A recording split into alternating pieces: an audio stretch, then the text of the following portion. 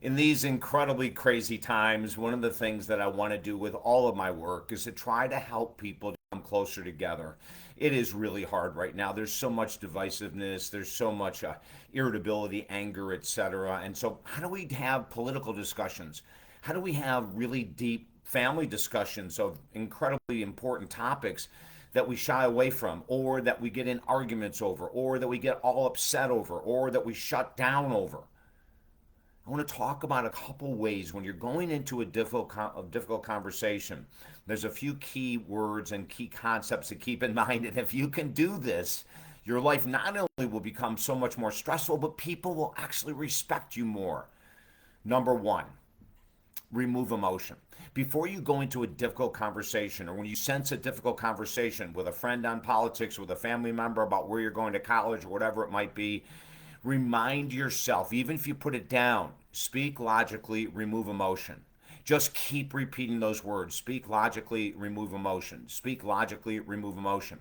I have witnessed, and I have very few, but several political clients that I'm working with on their relationships and all these other kind of things. And I remember one of my clients recently telling me, who's been in politics a very long time, that she was having a discussion with someone, and this individual started just ripping her apart, calling her names, doing all these other kind of things. And she had remembered our conversations about how to handle tough political conversations or tough family conversations. So she stood there and waited, and after the individual just raged and raged and raged, she just looked and said, "That's your opinion.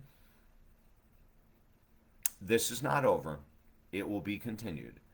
And she just turned and walked away. And as she's walking away, of course, the person is just screaming and yelling and everything, but she kept her full composure, right? So, number one is going to be look at this option. This is an incredibly important option to look and to make sure that we're decreasing the emotional response to so much of life. I'm getting all kinds of text messages coming in right now. Number two, stay on point. Oh my God, this is so important. If you're discussing X in the world of politics, don't go into Y and Z. If you're discussing X in the world of family issues, or maybe a really important argument or an issue that you're having with your partner, stay on point. We always say when we're talking about couples, don't go into the past. If you're talking about something that happened today, don't go in and try to build up your defense mechanism by saying, and then this happened 10 years ago and this happened 15 years ago. I mean, no, no, no, no, no. Stay on point. This is so crucial, right? If you remove your emotions and you stay on point, and when that other person, mom, dad, sister, brother, lover, political component, whatever, may want to pull you in a new direction, may want to distract you, right? May want to try to get you all mixed up in your head because they're bringing in something completely irrelevant to the discussion, just stay on point. You may even say something really calm, like, "I'm not really sure where you're going, but let's get back to the point. The main point was X. I'd like to stay here and try to solve this." So this is another way that we keep people in alignment, and this is all emotional regulation, right? The next up is to concede. Now, when I say concede, that doesn't mean agree. It doesn't mean sign something you don't want to sign. It means just say, I see your point. And that's it. You don't have to come to a conclusion. You can just say, I see your point. That'll take away. And of course, they're going to come up with, well, now that you see your point, you must agree with me. No, no, no. I'm not saying I agree with you, but I am seeing the point that you're coming from. See, this will dismantle that emotion as well. And the very last thing to do, whether an argument with a lover, a family member, or a political opponent, is to say, I have to be honest with you. We've been talking about this topic for 30 minutes or 3 hours. We're not getting anywhere. I'm going to take a step back.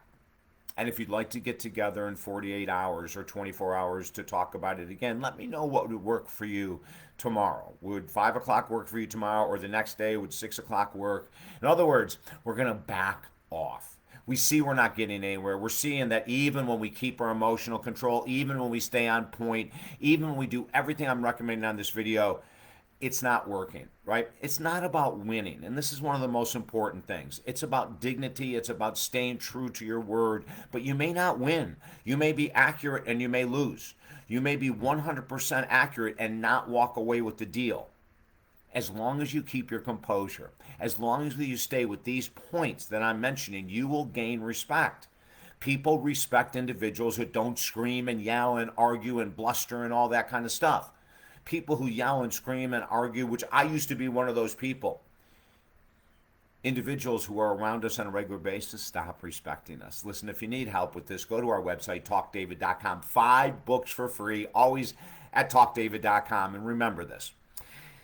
These videos I'm doing are called The Mental Cleanse with David Essel. There could be nothing more important right now in this anger-filled world than to learn how to communicate differently, to learn how to communicate on tough topics with a completely different approach. Please follow and share what I'm talking about. And remember this, when you cleanse your mind, and this is emotional regulation we're talking about today, you absolutely cleanse your life. That's what I desire for you. I'm David Essel. Have a beautiful day.